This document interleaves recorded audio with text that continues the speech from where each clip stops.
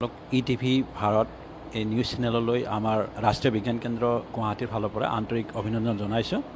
আমাৰ জনসাধাৰণৰ বাবে আপোনালোকে আমাৰ এই পখিলা উদ্যানৰ বিষয়ে কিছু অৱগত কৰাবলৈ যি আপোনালোকে আমাৰ নিউজ সংগ্ৰহ কৰিবলৈ আহিছে ধন্যবাদ জনাইছোঁ। আৰু আমাৰ ইয়াত আপোনালোকে দেখিবলৈ পাইছে আমাৰ প্ৰায় ৬-৭টামান ভেৰাইটি এতিয়া আজিৰ আমাৰ ইয়াতে পখিলাৰ প্ৰজাতি আমি দেখিবলৈ পাইছোঁ। কিন্তু আমাৰ বিভিন্ন সময়ত ১০-১২টামান প্ৰজাতি লৈ যায়।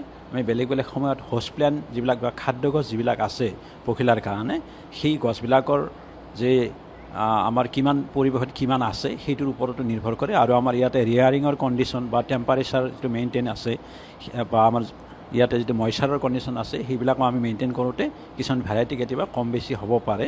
গতিকে আমাৰ যি এই পখিলা উদ্যান আপোনালোকে দেখিবলৈ পাইছে, এই পখিলা উদ্যানত আমাৰ ইয়াত গোটেই লাইফ চাইকেলটো আমাৰ ইয়াতে কণী, পলু, লেটা আৰু পূৰ্ণাংগ পখিলা আপোনালোকে দেখিবলৈ পাইছে।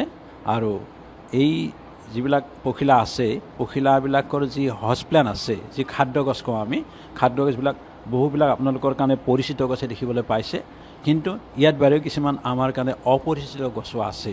গতিকে এইটোৱে আমি জনসাধাৰণক এটা মেছেজ দিব বিচাৰিছোঁ বা উঠি অহা ছাত্ৰ ছাত্ৰীসকলক এই বিষয়ে ক'ব বিচাৰিছোঁ যে পখিলা আমাৰ যি কণ কণ ভাইটি ভণ্টিসকলক আমি পখিলা খেদা বয়সত পখিলা খেদে বুলি কওঁ, কিন্তু এটা সময়ত এনেকুৱা আহিব যে সেই বয়সত হয়তো পখিলাবিলাক নোহোৱাই হৈ যাব। কাৰণ কি আমাৰ প্ৰকৃতিত বহুবিলাক সমস্যা আছে বা আমাৰ অজ্ঞতাৰ কাৰণে যিবিলাক আমাৰ পখিলা যিবিলাকে কণী পাৰিব পৰা যিবিলাক গছ থাকে বনৰীয়া গছ সেইবিলাক আমি নাজানি হয়তো কাটি পেলাইছোঁ। গতিকে এই ধৰণৰ বিভিন্ন কথাৰ কাৰণে কিছু পখিলা কমি আহিছে। আৰু এই সংৰক্ষণৰ খাতিৰত আৰু পখিলাৰ অন্তৰালত কি কথা আছে আপোনালোকে দেখি আজি গম পাইছে যে কোনডাল গছত কণী পাৰে। প্ৰত্যেকটো পখিলাৰ কণীৰ কালাৰ, শ্বেপ, চাইজ বেলেগ। ঠিক তেনেকৈ প্ৰত্যেকটো পখিলাৰ লেটাৰ যিটো বা কেটাৰপিলাৰৰ শ্বেপ, চাইজ, কালাৰ বেলেগ। ঠিক তেনেকৈ প্ৰত্যেকটো পখিলাৰ পিউপাৰ যিটো শ্বেপ, চাইজ, কালাৰ বেলেগ বেলেগ। আৰু এডাল বাটাৰফ্লাইবিলাকৰ কালাৰ, চাইজ বেলেগ বেলেগ।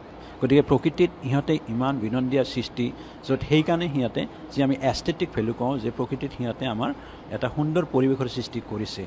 এইটো সকলোৰে কাৰণে এটা আনন্দৰ বিষয়। কিন্তু সিহঁতবিলাক বাৰু আমাৰ কাৰণে কি গুৰুত্বপূৰ্ণ ভূমিকা আনবিলাক আছে এষ্টেটিক ভেলুটো বাদ দি। গতিকে তাৰ গুৰুত্বপূৰ্ণ কথা সকলোৱে জানে, স্কুলীয়া ল'ৰা ছোৱালীবিলাকে জানে যে আমাৰ যে পতংগবিলাকে আমাৰ ফল ফুল হোৱাত সহায় কৰে। কাৰণ পৰাগযোগ ঘটাত সিহঁতে ফুলে ফুলে ঘূৰি ফুলৰ পৰাগৰেণু কঢ়িয়াই নি সিহঁতে পৰাগযোগ ঘটাত সহায় কৰিছে, যাৰ কাৰণে আমি এই গছৰ ফল বা ফুল পাওঁ আৰু গছ এনেকৈ বৃদ্ধি হয়। সেইটো এটা ডাঙৰ ভূমিকা লৈছে আমাৰ অন্যান্য ইনচেক্টৰ লগতে আমাৰ এই পখিলাবিলাকে। আমি অসমীয়াত পখিলা বুলি কৈছে, ইংৰাজীত বাটাৰফ্লাই কয়। কিন্তু ইংৰাজীত পখিলাবিলাকৰ নিজা নিজা একোটা নাম আছে, কিন্তু অসমীয়াত তেনেকৈ এতিয়াও প্ৰত্যেকটো জাতৰ তেনেকুৱা নিজা নাম নাই, অসমীয়াত নাম নাই। সমূহীয়াভাৱে আমি যি পখিলা বুলি কৈছোঁ সেই নামটোৱেই আছে। কিন্তু তথাপিও আমি যিটো ষ্টাডি কৰিবৰ কাৰণে যিটো চাইণ্টিফিক নেম বা ইংলিছ কমন নেম সেইবিলাক আমি সহায় লওঁ, যিটো চাইণ্টিফিক ষ্টাডিৰ কাৰণে বা আমি এডুকেশ্যনেল ভেলুৰ কাৰণে। আৰু ইয়াৰ উপৰিও যিটো মই পখিলাৰ যে পৰাগযোগৰ কথাটো ক'লোঁ, কিন্তু ইয়াৰ উপৰিও সিহঁতে আমাৰ বায়ু ইণ্ডিকেটৰ হিচাপে আমাক এটা সূচনা দিয়ে। কেনেকৈ যে বতৰৰ বিভিন্ন উমান দিব পাৰে আমাৰ ইনচেক্টবিলাকে। কাৰণ ডাৱৰীয়া বতৰ হ'লে ধুমুহা বতাহ আহিলে সিহঁত হঠাতে নাইকিয়া হৈ যায়। কাৰণ সিহঁতে জানে উমান পায়, তে সিহঁতে ক'ৰবাত আশ্ৰয় লৈ থাকে যাতে সিহঁতৰ কোমল পাখিবিলাক ভাঙি নাযায়, সিহঁতে বাচি থাকিব পাৰে। আৰু পখিলাবিলাক জেনেৰেলি ৰাতিপুৱাৰ সময়ত জন্ম হয়। কাৰণ কি পখিলাবিলাক ৰাতিপুৱা জন্ম হ'লে সূৰ্যৰ পোহৰ পায় আৰু অন্ততঃ টেম্পাৰেচাৰটো পায়। পাখিবিলাক জন্মাৰ লগে লগে ফল হৈ থাকে আৰু লাহে লাহে আনফল হৈ যায় আৰু এক্সটেণ্ড কৰে। অকণমান লাহে লাহে পাখিবিলাক মেল খায় আৰু সূৰ্যৰ পোহৰ বা টেম্পাৰেচাৰত মেল খায় আৰু লাহে লাহে সিহঁতে বিট কৰি থাকে, পাখিখন ধপধপাই থাকে আৰু অলপ পিছত সিহঁতে উৰি যায়। যদি এই পখিলাই ৰাতি জন্ম ল'লেহেঁতেন তেতিয়া অন্যান্য কিছুমান লিজাৰ্ড বা আমাৰ যিবিলাক সৰীসৃপ আছে সেইবিলাকৰ সিহঁতে বলি হ'লহেঁতেন, সিহঁতে খাই পেলালেহেঁতেন। এতিয়াও খায়, কিন্তু নেচাৰত যে পখিলা বা অন্য ইনচেক্ট বা লিজাৰ্ড বা চৰাই চিৰিকটি বা অন্যান্য জীৱ জন্তুৰ এটা লিংক থাকে, যিটো আমাৰ ফুড চেইন বুলি কওঁ। গতিকে ফুড চেইন বা খাদ্য শৃংখলত পখিলাৰ যথেষ্ট ভূমিকা আছে। কাৰণ ইহঁতক ইয়াৰ পখিলাবিলাকে পলুবিলাকে গছৰ পাত খাইছে, এডাল পখিলাই ফুলৰ মৌ খাইছে, পৰাগযোগ ঘটাইছে।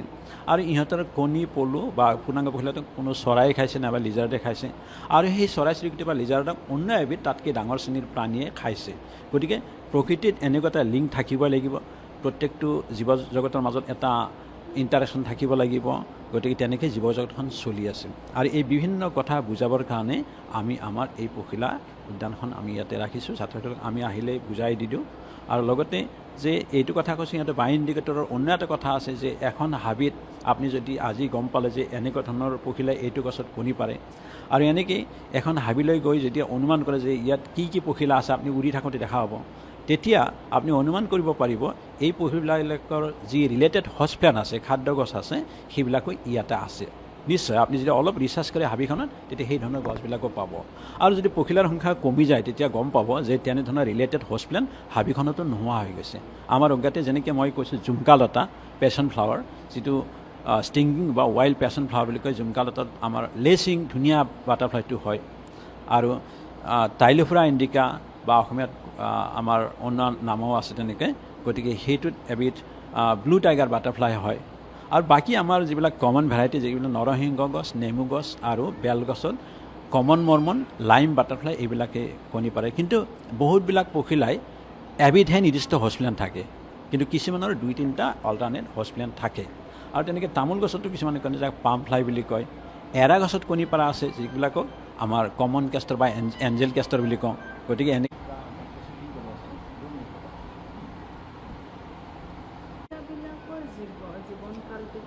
আচ্ছা পখিলাবিলাকৰ প্ৰজাতি অনুযায়ী পখিলাবিলাকৰ জীৱনকাল বেলেগ বেলেগ হয় কোনোবাৰ 20 দিনো হ'ব পাৰে জীৱনকাল বুলি ক'লে আমি ধৰিব লাগিব সিহঁতৰ কণীৰ পৰা পলু আৰু তাৰপিছত লেটা তাৰপিছত পূৰ্ণাংগ পখিলা কিছুমানৰ ক্ষেত্ৰত 20 দিনো হ'ব পাৰে কিছুমানৰ ক্ষেত্ৰত জেনেৰেলি এভাৰেজ 35 ডেইজ হয় আমি যদি এভাৰেজ বুলি কওঁ কিন্তু কিছুমানৰ আকৌ 2 মাহো লাগি যায় গতিকে পখিলা অনুযায়ী সিহঁতৰ ভিতৰৰ যিটো চাইকেল আছে যিটো মেটামৰফজিম হৈ যিটো ভিতৰত ডেভেলপমেণ্ট হয় গতিকে হওঁতে কিছুমানৰ টাইম লাগে আৰু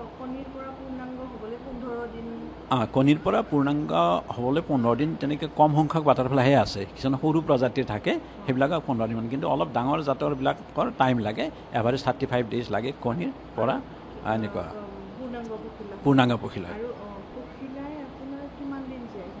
পখিলা আপোনাৰ ধৰক যদি আমি লাইফ চাইকেলটো তেনেকৈ 35 ডেইজ বুলি কওঁ তাৰ ভিতৰতে আপোনাৰ সিহঁতৰ জীৱনকালটো থাকে তাতকৈ বেছি থাকিব পাৰে কিন্তু এটা কথা ঠিক কণী পৰাৰ পিছত যে পূৰ্ণাংগ পখিলাই মতা মাইকী বা মেল ফিমেলে জোৰ পাতি তাৰপিছত কণী পাৰিব কণী পাৰাৰ পিছত কিন্তু সিহঁতক আৰু বচাই ৰাখিব নোৱাৰি কোনোবাই 2 দিনো থাকিব পাৰে নেক্সট দিনো ঢুকাই যাব পাৰে নহ'লে এসপ্তাহ থাকিব পাৰে বা 10 দিন থাকিব পাৰে তাতকৈ বেছি নাথাকে জেনেৰেলি সিহঁত আপুনি যিমান এনভাইৰনমেণ্ট নিদিয়ক কিয় সিহঁতৰ জীৱনকালটো লাইফ চাইকেলটো তেনেকুৱা ধৰণে আচলতে সিহঁত মৰি যায় কাৰণে সিহঁতে কিন্তু নিজৰ পৰৱৰ্তী জেনেৰেশ্যন এৰি থৈ যায় গতিকে আমি সেইটো লাইফ চাইকেলটো বজাই ৰাখিব লাগিব 2006 চনৰ পৰা সম্পূৰ্ণভাৱে ইয়াতে বাটাৰফ্লাই আমাৰ পখিলাৰ উদ্যানখন হৈছে তেতিয়াৰ পৰা আমাৰ এনেধৰণে চলি আছে এইখন বাগিচা আছে অন্যান্য সৰু সৰু পোহনীয়া জীৱ জন্তুৰ কথা আছে একুৰিয়াম গেলেৰী আছে গতিকে প্ৰত্যেকটোক আমি কিছু এডুকেশ্যনেল ভেলু দিবৰ কাৰণে আমি ইয়াত ৰাখিছোঁ ঠিক তেনেকৈ আমাৰ পখিলাৰ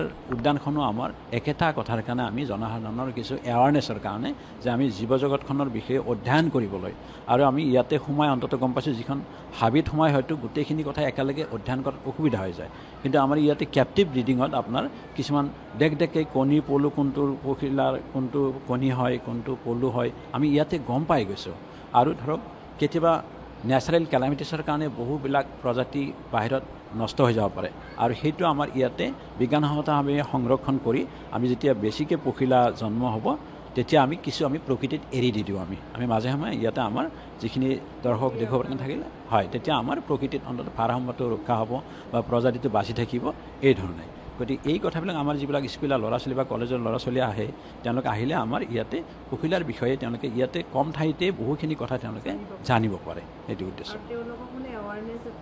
নিশ্চয় এৱাৰনেছ ক্ৰিয়েট নিশ্চয় কৰিব লাগিব কাৰণ আপোনালোকক ক'লে যে কিছুমান আমাৰ গছ গছনিৰ কথা আজিকালি বহুত ল'ৰা ছোৱালীয়ে গমো নাপায় আৰু বিশেষকৈ পখিলা ৰিলেটেড কিছুমান হষ্ট প্লেণ্ট তেওঁলোকে চিনি নাপায় কোনটো গছৰ লগত কোনটো লিংক থাকে গতিকে ইয়াতে কথাখিনি তেওঁলোকে গম পাই গ'ল আৰু এটা দৰকাৰী কথা হৈছে যে আপুনি ভাবি চাব যে পখিলাবিলাকে মেক্সিমাম ঔষধি গছ ইউজ কৰে আপুনি যিমানবিলাক নৰসিংহটো এটা ঔষধি গছ নেমুটেঙা ঔষধি গছ পেশ্যন ফ্লাৱাৰ জুমকালতাটো ঔষধি গছ তাৰপিছত আপোনাৰ টাইলোফোৰা ইণ্ডিকা যিটো কৈছোঁ সেইটো ঔষধি গছ গতিকে মেক্সিমাম ঔষধি গছবিলাক বাটাৰফ্লাইবিলাকে ইউজ কৰে যেনেকৈ ঈশ্বৰমূল গছটো বাৰ্ডিং বাটাৰফ্লাই আমাৰ গছটো আছে সেইটো খুব ৰেয়াৰ বাটাৰফ্লাই মাজে মাজে আহে, গতিকে সিহঁতে ঔষধি গছ ব্যৱহাৰ কৰে। গতিকে সেইটো এটা গুৰুত্বপূৰ্ণ কথা যে পখিলাবিলাকে মেক্সিমাম ঔষধি গছ ব্যৱহাৰ কৰে। যেনেকৈ বনৰীয়া সৰিয়হ এইটো ক'লোঁ, সেইটো এবিধ ঔষধি গছ।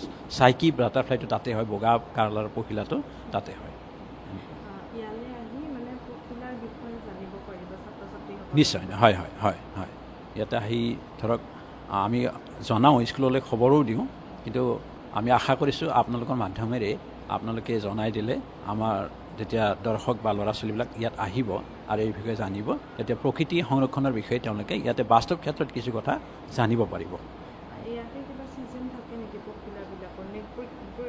তেনেকুৱা আচলতে ছিজন বুলি কথা নাই। আমাৰ ইয়াতে কেপটিভ ব্ৰিডিঙত আমি যিকোনো সময়তে আমাৰ পখিলাৰ প্ৰডাকশ্যন বা ইয়াতে আমাৰ যিটো কালচাৰ হৈ থাকে, গতিকে তথাপিও আমি প্ৰকৃতিত কেতিয়াবা ছিজন অনুযায়ী কম বেছি দেখিবলৈ পাওঁ। যেনেকৈ আমাৰ বসন্তকালত নতুন গছপাত ওলোৱাৰ লগে লগে তেতিয়া বহুতবিলাক প্ৰজাতিৰ পখিলাবিলাক ধুনীয়াকৈ ঘূৰি ফুৰা দেখা যায়, কাৰণ তেতিয়া সবলভাৱে গছবিলাকে নতুন গছ কুমলীয়া পাত ওলাই গছডাল বৃদ্ধি হয়, আৰু তাৰ আগে আগে সিহঁতে হাইবাৰনেশ্যন বা তেনেকুৱা শীত নিদ্ৰা বুলি কথা নহয়, তেওঁলোকে এটা হাইবাৰনেশ্যনত থাকে আৰু ছিজনেল হাইবাৰনেশ্যনত লুকাই থাকে তেওঁলোকে কিছুমান বাটাৰফ্লাই। তাৰপিছত যেতিয়া গছপাতবিলাক ভালকৈ থাকে তেতিয়া ওলাই আহে, কিন্তু বেছিকৈ বসন্তত দেখা যায়। সেইটো এটা কথা। আমাৰ ফুলো থাকে তেতিয়া, আৰু পখিলাবিলাকো আমি দেখিবলৈ পাওঁ।